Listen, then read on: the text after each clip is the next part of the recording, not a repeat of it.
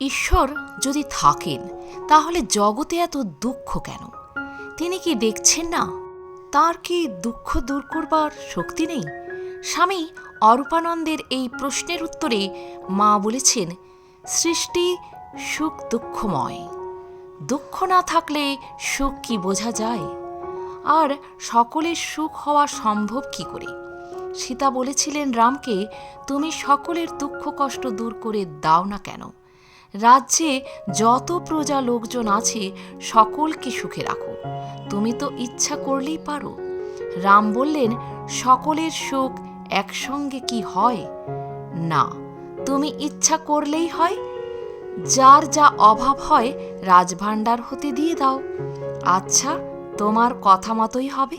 তখন লক্ষ্মণকে ডেকে বললেন, যাও, রাজ্য মধ্যে সকলকে জানাও, যার যা অভাব থাকে চাইলেই রাজকোষ হতে পাবে।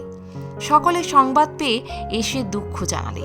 রাজকোষ অবারিত। বেশ সকলে সুখে দিন কাটাতে লাগল।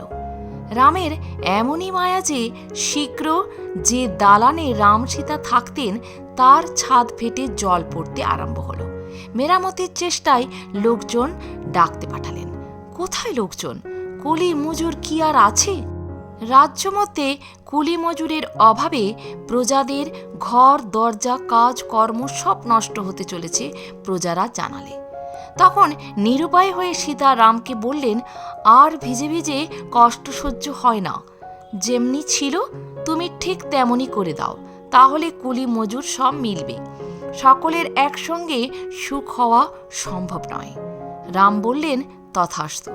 তখন দেখতে দেখতে সব পূর্বের মতো হলো। কুলি মজুর মিস্ত্রি সব মিলল।